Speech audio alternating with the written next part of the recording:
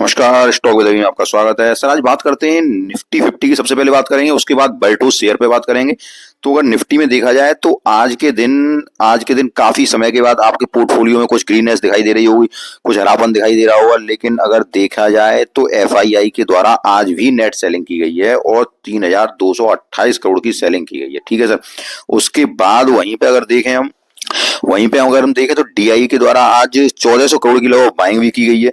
ठीक है। उसके बाद की अगर मैं निफ्टी की अगर बात करूं आपसे, निफ्टी की अगर बात करूं तो निफ्टी 24,339 पर बंद हुआ है और 158.35 अंक ऊपर चढ़ के बंद हुआ है। ठीक है। अब हम इसके चार्ट पे चलते हैं कि जरा अगर हम एक बात और मैं आपसे बताना चाह रहा हूं कि निफ्टी में जो तेजी आई है, तो अभी आप थोड़ा सा अगर आप बाइंग करने के मूड में है तो थोड़ा सा रुकें अभी और एक दो दिन इसकी गतिविधि को देखें कि ये निफ्टी चल कहाँ रही है। ठीक है। आप ये ना सोचें कि यहाँ से एकदम रिकवरी होगी और निफ्टी यहाँ से ऊपर उठती हुई चली जाएगी। हम थोड़ा चार्ट पे और देखते हैं कि चार्ट पे निफ्टी क्या कह रही है। उसके बाद में थोड़ा बल्टोज शेयर को आपको बताऊंगा कि बल्टोज शेयर में आपको क्या करना है, क्या नहीं करना है। तो सारा कुछ बताने का प्रयास करूंगा आपको। तो वीडियो अगर आपको पसंद आए तो वीडियो एक बार लाइक जरूर करें। तो सबसे पहले निफ्टी के चार्ट पे चलते हैं। अब आए हम निफ्टी के चार्ट पे। अगर निफ्टी के चार्ट पे आए तो सर मैं आपसे कहूं कि यहाँ पे निफ्टी ने बॉटम बना लिया है। तो बॉटम तो लगभग बन रहा है, लेकिन यहाँ पे भी अभी निफ्टी के थोड़े और नीचे आने के चांस हैं और लगभग आपको ये मुझे लगता है कि 23,800 की प्राइस, 23,800 पे निफ्टी आनी चाहिए। ठीक है सर। 200 लगभग 200 ये जो यहाँ पे ये चल रही है प्राइस लगभग कितनी है, 24,115। यहाँ से जो इसने लो लगाया था उसके बाद ही निफ्टी आज 158 पॉइंट ऊपर उठी है। अब चूंकि आज डोजेंस के मार्केट में भी आज अभी के समय तेजी चल रही है, तो हो सकता है कल भी अपने मार्केट में, इंडियन मार्केट में थोड़ी हरियाली दिखाई दे। लेकिन अभी आप इस जो आपको हरियाली दिखाई दे रही है या जो ग्रीनपन आपके पोर्टफोलियो में दिखाई दे रहा है, तो अभी आप हैवी बाइंग करने से रुकें।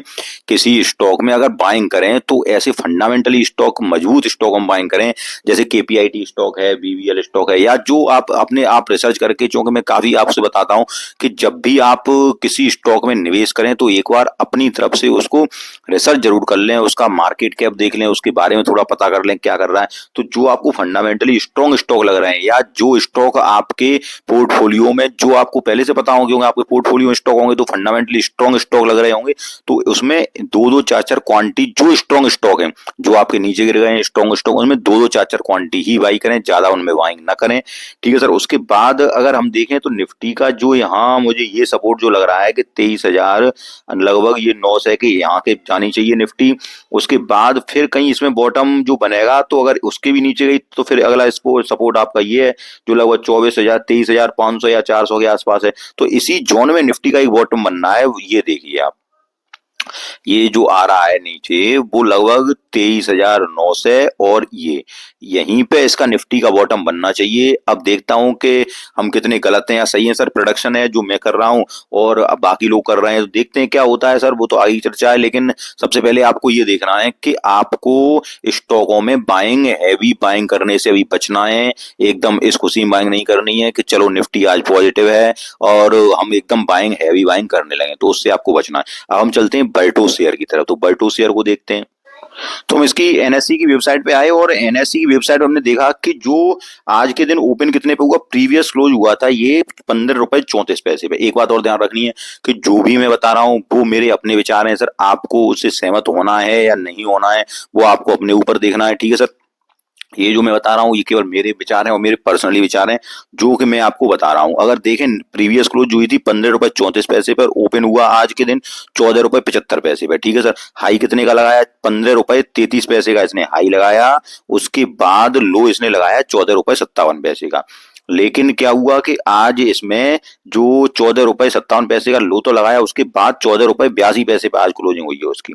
थोड़ा नीचे अगर प्रकाश डालने का प्रयास करूं मैं, तो ये देखिए आज के दिन अगर देखा जाए तो ट्रेडिंग वैल्यूम जो रहा है वो लाख में दिया है, लगभग 115.44 लाख का है और ट्रेडिंग वैल्यू जो भी है वो भी 17.07 करोड़ में दी गई है। ठीक है सर। तो इतना तो वॉल्यूम उसका रहा और करोड़ में इतनी ट्रेडिंग वैल्यू जो रही 17 करोड़ की लगभग रही उसमें। लेकिन आज मैं आपको इसको थोड़ा और डीपली बताऊंगा कि 52 वीक हाई कितने का था इसका, 45.25 का था और जबकि 52 वीक लो था 14.25 का। कंपनी किसमें काम करती है, कंपनी एडवर्टाइजिंग क्षेत्र में काम करती है, एआई बेस्ट सॉल्यूशन में, एडवर्टाइजिंग क्षेत्र में। अब मैं आपको थोड़ा सा एक इसका मैं कुछ दिखाने का प्रयास कर रहा हूं आपको, वो देखिए।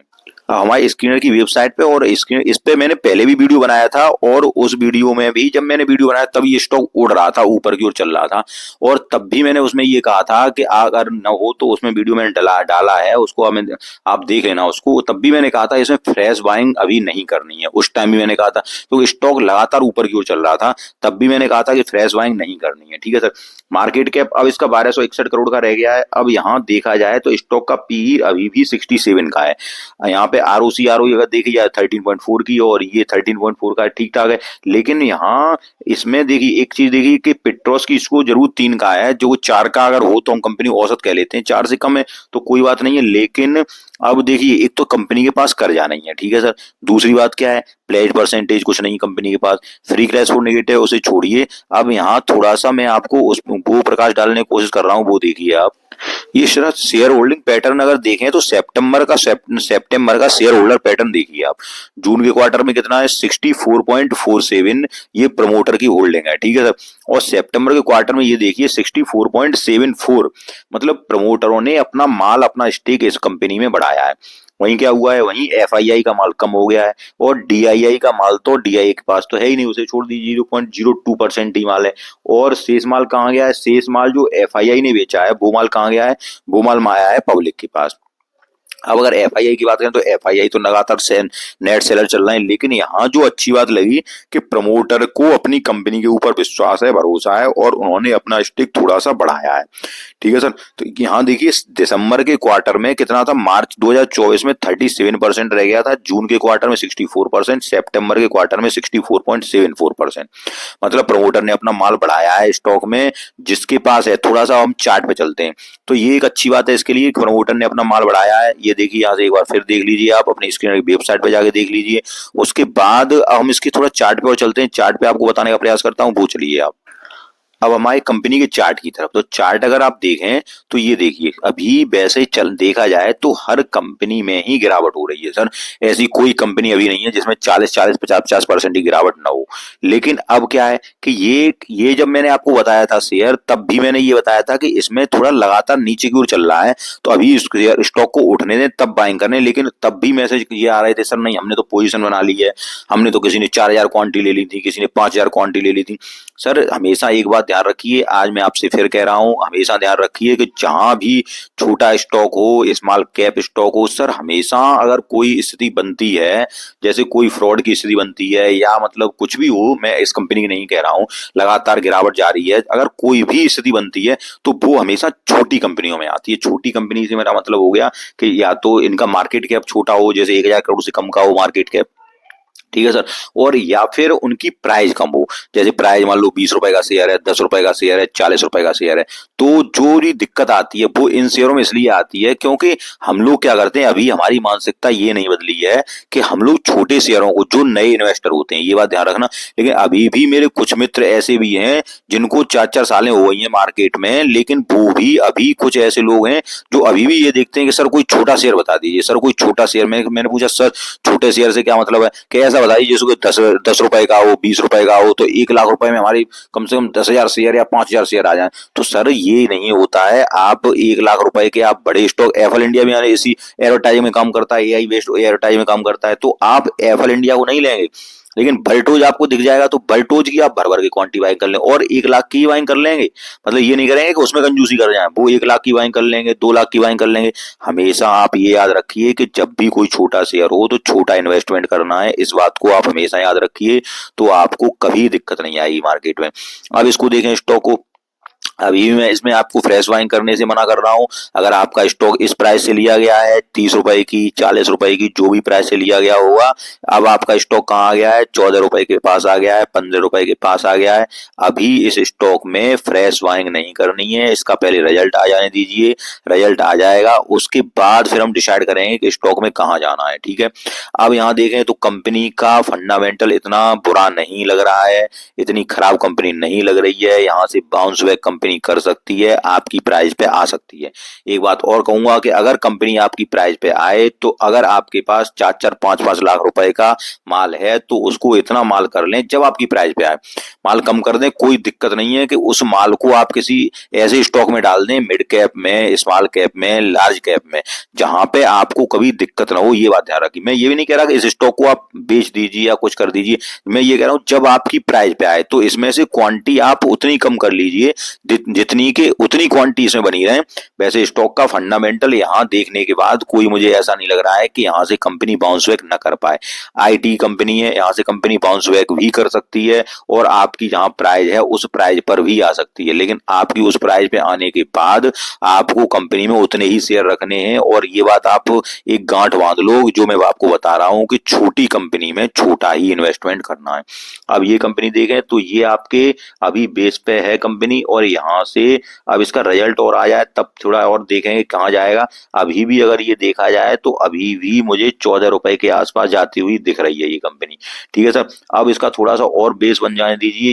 ये जो प्राइस है यहाँ पे 14 रुपए के पास, यहाँ पे अभी भी जाती हुई दिख रही है कंपनी, इसलिए इसका बेस बनने दीजिए। कोई जल्दबाजी नहीं है, कोई हड़बड़ी नहीं है कि इसमें हम जल्दी से जल्दी हम बाइंग कर लें जिससे हमारा प्राइस थोड़ा नीचे हो जाए। कोई प्राइस नीचे नहीं होता है सर। अच्छा, आप ये बताइए कि हम थोड़ा और समझाने का प्रयास करता हूँ। जैसे हम किसी स्टॉक में एवरेज करें, ठीक है सर, ऊपर से गिरा स्टॉक, और मैं किसी फंडामेंटल ऐसे स्टॉक ही नहीं बता रहा हूँ जो बहुत, जैसे अब कुछ स्टॉक एक अलग ही रेंज में होते हैं, जैसे मैं 2-4 स्टॉक का नाम भी ले लूं अगर, तो आप जैसे ग्रेविटा इंडिया, केपीआईटी, बीवीएल, तो ये स्टॉक सर, अब केपीआईटी, बीवीएल मेरे फेवरेट स्टॉक हैं, तो मेरी जबान पे उन्हीं का नाम आता है। तो अगर ये स्टॉक आपको गिरावट में मिल जाए तो जहां गिरावट में मिल जाए वहां आप इनमें एवरेज करते ही जाइए, कोई बात नहीं है।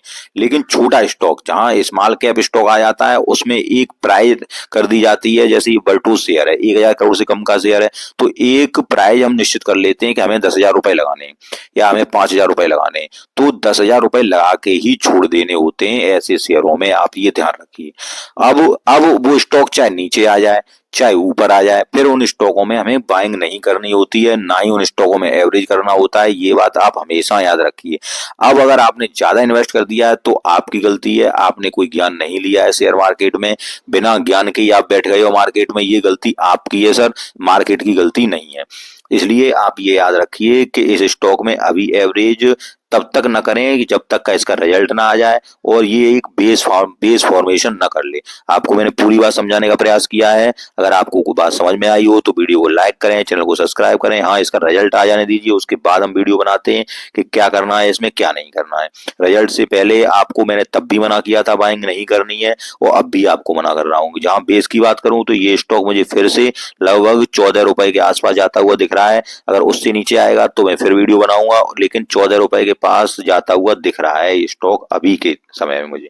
ठीक है सर, आपको सारा कुछ समझ में आया हो तो वीडियो को लाइक कीजिए, चैनल सब्सक्राइब कीजिए। धन्यवाद।